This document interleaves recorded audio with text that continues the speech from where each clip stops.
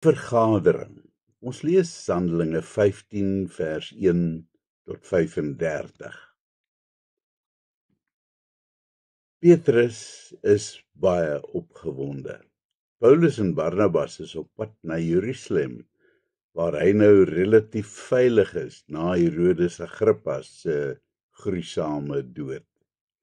Berigte het om die afgelope maande kort bereik van die wonderlike werk wat die twee manne gedoen het onder die heidenasies.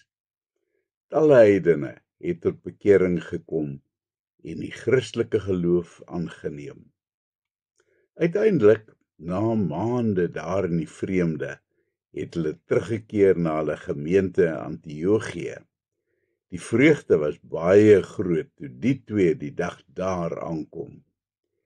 Maar die manne in Jerusalem was nie so gelukkig nie. Hulle het wel vrede gemaak met die feit dat heidene ook Christengelowiges kan wees, maar toe hulle hoor dat die nuwe bekeerlinge niks van die Joodse tradisies vertel is nie, was hulle omgekrap. Hierdie saak moet reggestel word, het hulle geëis. En dis nou met gemengde gevoelens wat Petrus vir die twee wag om in Jerusalem aan te kom om te verduidelik. Hy self nie baie seker hoe om hierdie saak te hanteer nie. Ja, hy is ernstig daaroor dat gelowiges uit die heidendom met oop arms ontvang moet word, maar daardie tradisies wat so deur die jare in hom ingedrul is, jy bly maar klou daaraan en dis vir jou kosbaar. Maar kan ons werklik dieselfde tradisies afdwing op die gelowiges uit die heidendom? Die mense moet besny word, het die manne gemor, en hulle moet aangesê word om die wet van Moses ten volle te onderhou. Dis moeilik. Hoe kan jy verwag van iemand wat nog nooit eers van Moses gehoor het nie, om nou al daardie moeilike wette te onderhou? Die manne wat so mor, kan maklik praat. Hulle is almal 'n klomp wetsgeleerdes. Uiteindelik kom Paulus en Barnabas in Jerusalem aan. 'n Groot ontvangs word vir hulle gereël en die ganse gemeente is daar. Dan staan een van die beswaardes op. Dis 'n onding hierdie, sê ek vir julle, 'n onding. Hy was voorheen 'n fariseer en dit stuit hom dwars in die krop dat die wet van Moses sommer so weggesmyt word. 'n Hele paar van die ander knik heftig die koppe om met hom saam te stem. Wat 'n jeuglike ontvangs moes wees, dreig nou om in chaos te eindig. Dan staan Petrus op. Dit voel vir hom presies soos daardie verskriklike dag toe hy voor die Joodse raad moes staan en verduidelik. Broers, kalmeer die gemeente. Almal het groot respek vir Petrus, daarom bedaar dit sommer gou. Broers, julle weet dat God my lankal geroep het om die evangelie aan die heidenasies te verkondig. Almal stem saam. Ja, Petrus het beslis wonderlike werk onder die heidene gedoen. Dan verduidelik Petrus dat die Heilige Gees aan die heidene gegee is, net soos wat dit aan die Jode gegee is, en dat daar geen onderskeid gemaak kan word nie. Sover stem almal saam. Nou, waarom wil julle dan God se geduld op die proef stel, deur 'n juk op die nek te plaas van hierdie heidengelowiges? Julle voorvaders was nie eers in staat om daardie juk te dra nie, en ons ook nie.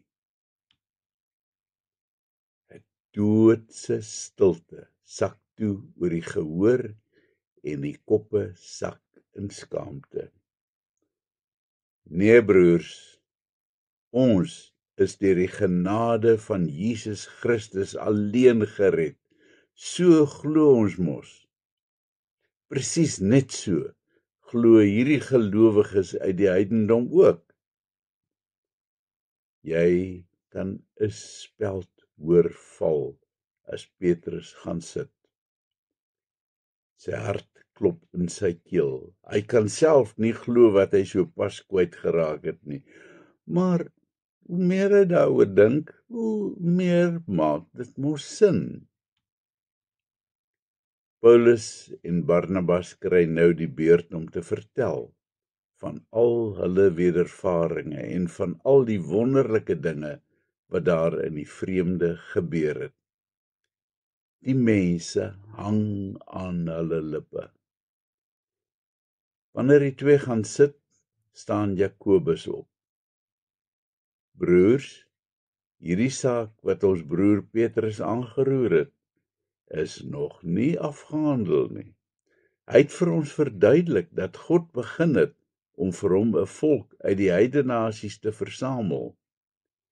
Maar weet julle wat? Hierdie dinge is al honderde jare gelede deur die profete voorspel. Dan haal Jakobus 'n gedeelte aan uit Amos 9. My oorwoë mening is dat ons dit nie moeilik moet maak vir hierdie mense nie.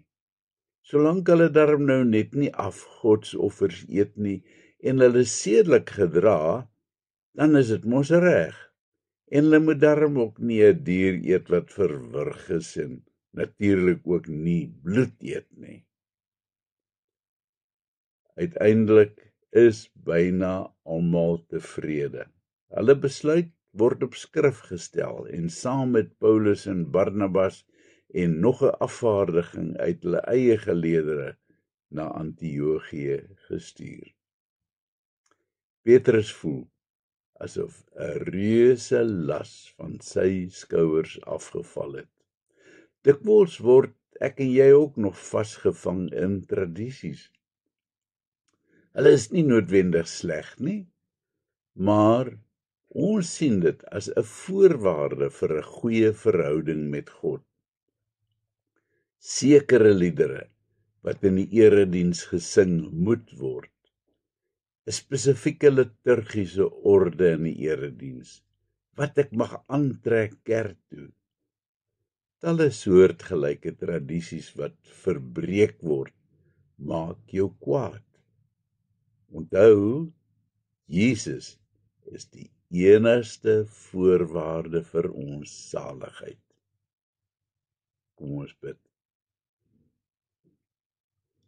Here, gee my asseblief 'n rustigheid oor tradisies wat verdwyn.